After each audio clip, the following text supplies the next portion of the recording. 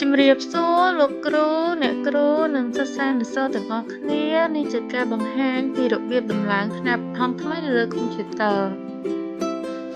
នៅពេលដែលយើងបានចូលនៅលើផ្ទាំងទំព័រនៅថ្នាក់បឋមហើយសូមលោកគ្រូអ្នកគ្រូសិស្សានុសិស្សទាំងអស់គ្នាចុចសញ្ញាត្រេ3បន្ទាប់មកស្វែងរកពាក្យថា More Tool បន្ទាប់មកទៀតសូមស្វែងរកពាក្យថា App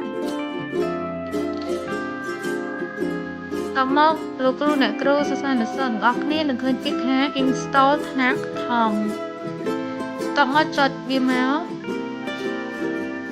ចុចពាក្យថា Install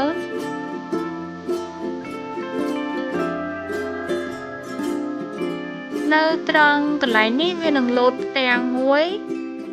បាន install ហើយអញ្ចឹងលោកគ្រូអ្នកគ្រូនិងសិស្សានុសិស្សទាំងអស់គ្នាត្រូវតែគ្រី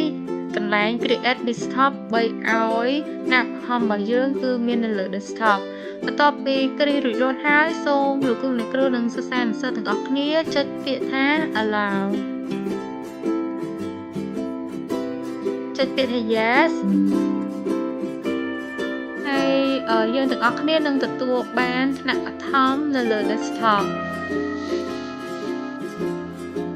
លើកក្រោយនឹងបង្ហាញវីដេអូបន្តទៀតសូមអរគុណដល់លោកគ្រូអ្នកគ្រូនិងសិស្សានុសិស្សទាំងអស់គ្នាដែលបានទស្សនា